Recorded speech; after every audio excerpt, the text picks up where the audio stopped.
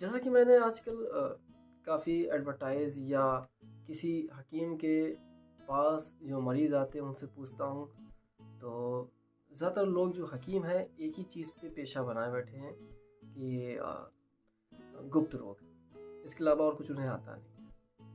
क्यों नहीं आता है? उन्हें नब्ज़ देखना आती नहीं है। बस वो ऊपरी-ऊपर इलाज करते हैं, बंदे की अलामात को सुनते हैं। अलामात सुनना ज़रूरी भी है, लेकिन अगर हकीकत जानो, अगर आपको नाड़ी देखना नहीं आती है, आप गहराई को नहीं समझ सकते, बिल्कुल नहीं समझ सकते। और दूसरी चीज़ ये भी नहीं समझ सकते जो चीज़ हम दे रहे हैं वो बंदे को फ़ायदा करे या नुकसान करेगी। जो नाड़ी देख लेता है उसको ये तो कन्फर्म होता है कि जो चीज़ हम देंगे इसको नुकसान नहीं करेगी, अगर फ़ायदा नहीं करेगी। तो यही बहुत ज़रूरी होता है कि बंदा जो दे रहा है उसको नुकसान ना करे। तो मैं बात कर रहा था कि आजकल मैं देखता हूँ एडवर्टाइज दीवारों पे लिखा रहता है, गुप्त रोग के लिए संपर्क करें। ये बीमारी होती नहीं है, पहले एक चीज़ समझ लें। ये बिल्कुल आराम से ठीक हो जाती है, कहीं कुछ नहीं है, इसको दिमाग से निकाल दो। बस ऐसे कोई दवा है उसको यूज़ करते रहो और ये निकाल दो कि हम बीमार हैं, बिल्कुल आप ठीक हो। तो अब मुद्दे की मैं बात करता हूँ। तो आप लोग देखो, आप मैंने देखा है ऐसे ऐसे लोग हैं हकीम जो 50-50 हज़ार रुपए ले लेते हैं ठीक करने के लिए, और कोई मर्ज़ नहीं है, फिर भी वो बंदा वैसे ही है जो उसको फ़ील हो रहा था। कोई इलाज नहीं हुआ, उसको बेवकूफ़ बनाते-बनाते तबाह और बर्बाद कर दिया, और कुछ नहीं। तो अब एक चीज़ समझो, मैं जितने भी मेरा वीडियो देख रहे हैं, आप लोग अभी जाना मत, बहुत काम चीज़ मैं बताऊँगा। अगर आप लोग परेशान हैं, इस चीज़ों में उलझे हैं, तो ऐसे समझो, ये मेरी हथेली है, ठीक है? ये चिकनी है। तो जब मैं अपने हाथों से हम लोग जब ज़्यादा काम करते हैं ये कठोर हो जाती है, दूसरी चीज़, और बिल्कुल ये क्लीन चिकनी हो जाती है।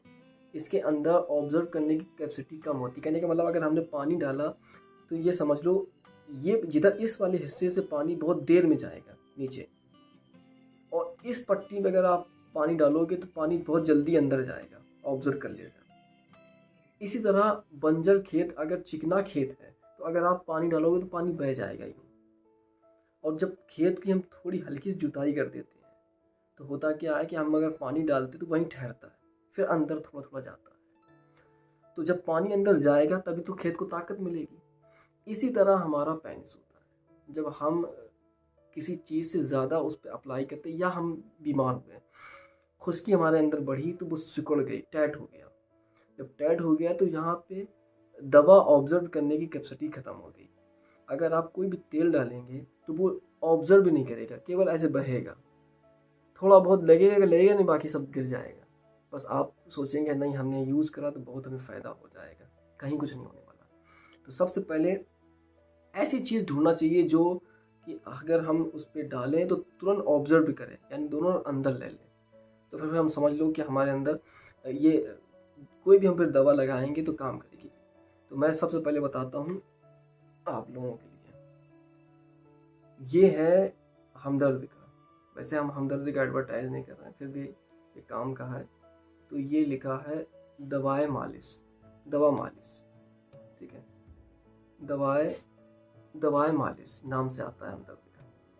ये आप लेना, एक शीशी मिलेगी कम से कम 25 ml की, ठीक है? ना ज़्यादा महंगी होगी। ये आप ले लेना दवाए मालिश। और इसी तेल में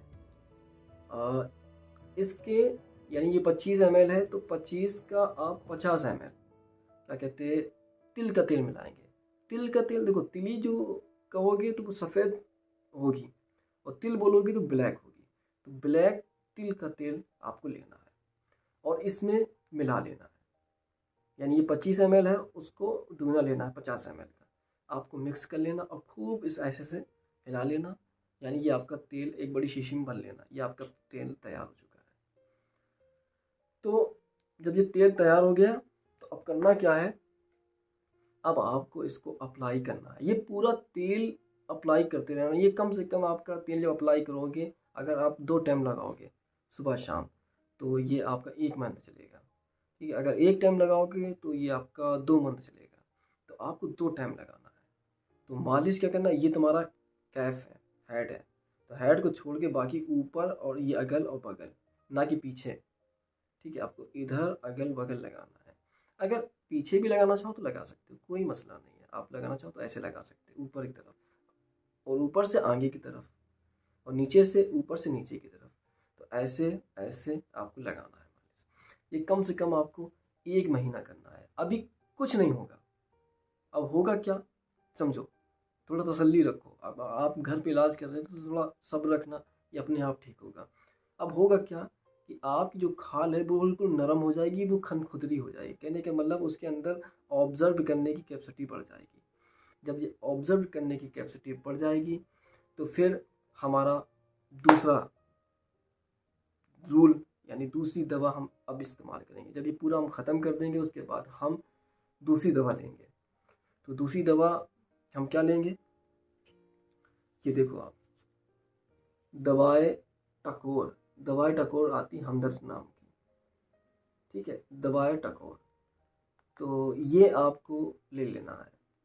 तो इसमें क्या करना है, इसमें आपको पाउडर जैसा निकलेगा। पाउडर निकलने के बाद इसकी 7 पुड़ियाँ बनाना है। तो एक कपड़ा ले लेना कॉटन का, यानी सूती का, 4x4 का, ऐसे चौखंटा ले लेना, ठीक है। तो इसको निकाल के ये केवल 7 पुड़ियाँ बनाना है आपको, इसकी बराबर हम वज़न। तो एक पुड़िया उस कॉटन कपड़े में आपको डालना है, पुड़िया बना लेना है, ठीक है। और आपको तेल लेना है, तिल का, समझ लो तिल का लेना है 150 ग्राम, एक कटोरी में लेना है और उसको गुनगुना कर लेना है। बेहतर ये है कि आप कैंडल रखना, मोमबत्ती, और उसको जला लेना और उसी में कोई बर्तन हो उसको ऐसे सेकना, तो वो हल्का सा गुनगुना हो जाएगा। बस उस पोटली को उसमें से डुबोना, डुबोने के बाद फिर आपने जो पेनिस है उस पर इस तरह से मालिश करना है, ठीक है। तो ये आपको 7 दिन करना है। तो आप ऐसे से इसको करेंगे तो फिर आपका तेल ठंडा हो जाएगा। फिर आप उसको डुबोना है, फिर उसको सेकना है, फिर अगले दिन फिर करना है ऐसे ही। तो ये क्या होगा, अब ये आपके उस जितनी भी नसें हैं उसको मजबूत करना शुरू कर देगा। तो ये 7 दिन करना है आपको। इसके बाद और भी 2 तरीके हैं। तो इंशाल्लाह अगर आपने तमन्ना की बता पूछने की तो फिर मैं आपको बता दूंगा। तो ये बहुत मुजर्रब है, 2 ही चीज़ों से ही काम बन जाता है। लेकिन और एक्स्ट्रा आपको इसमें और ताकत चाहिए तो, या लंबा चाहिए, तो फिर आप मुझे मैसेज करना, तो फिर मैं आपको बताऊंगा।